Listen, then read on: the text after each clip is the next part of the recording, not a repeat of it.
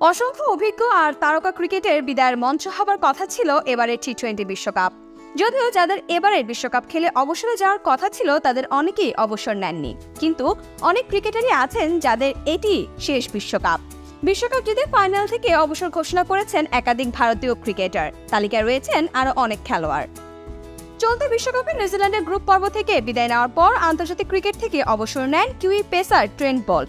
দেশের হয়ে 2021 সালের বিশ্ব টেস্ট চ্যাম্পিয়নশিপ জয়ের অন্যতম কারিগর ছিলেন বোল্ট। টি-20 বিশ্বকাপে 18টি ম্যাচ খেলে 33টি উইকেট নিয়েছেন বোল্ট।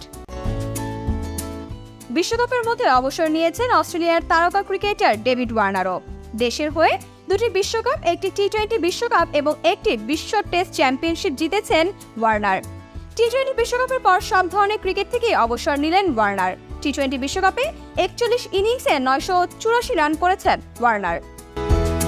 বিশ্বকাপ জিতে ফাইনালে ম্যাচ সেরা পুরস্কার নিতে উঠে আন্তর্জাতিক টি-20 থেকে অবসর ঘোষণা করেছিলেন কোহলি। 125টি টি-20 আন্তর্জাতিক ম্যাচ খেলে 4188 রান করেছেন কোহলি।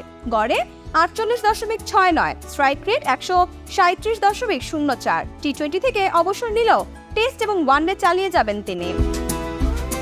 কোহলি অবসর নেওয়ার কিছুক্ষণ পরে সংবাদ সম্মেলনে এসে আন্তর্জাতিক টি-20 থেকে নিজের অবসরের কথা ঘোষণা করেন বিশ্বকাপ জয়ী অধিনায়ক রোহিত শর্মা। 159টি আন্তর্জাতিক টি-20 ম্যাচ খেলে 4231 রান করে অবসর নেন রোহিত। শুধু বিরাট বা রোহিতই নয়, সবাইকে অবাক করে আন্তর্জাতিক টি-20 থেকে অবসর নেন অলরাউন্ডার রবীন্দ্র জাদেজা। দেশের হয়ে 74টি ম্যাচে 54টি উইকেট নিয়েছেন জাদেজা, সেই সঙ্গে করেছেন 515 রান। ফিল্ডার হিসেবেও দীর্ঘদিন ধরে দলের গুরুত্বপূর্ণ সদস্য ছিলেন জাদেজা, যদিও টি-20তে তিনি কখনোই ধারাবাহিক ছিলেন না। এরকম সুযোগ আর হবে না বলেই আগেভাগে অবসর নিয়ে নিলেন জাদেজা। এদিকে মুখে না বললেও যে কোনো সময় অবসর নিতে পারেন দক্ষিণ আফ্রিকার কুইন্টন ডি কক। বিশ্বকাপে ভারতের বিরুদ্ধে ফাইনালে লড়াই করেও জিততে পারেননি।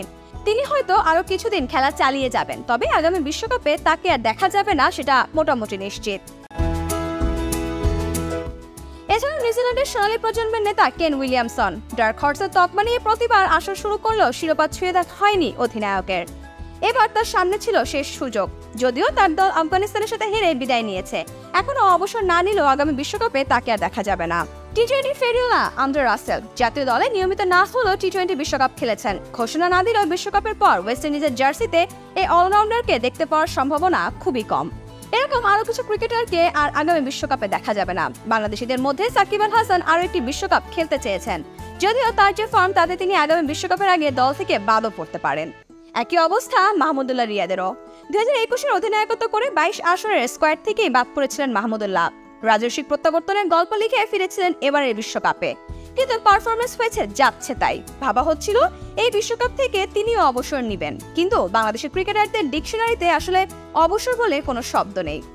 100 বছর বয়সেও তারা স্ট্রেচারে করে হলেও খেলতে চান, তাই রিয়াদ তবে অবসর নেবেন তা কারো পক্ষে বলা সম্ভব না হলেও আগামী বিশ্বকাপে আর দলে জায়গা পাবেন না তা অনেকটাই নিশ্চিত।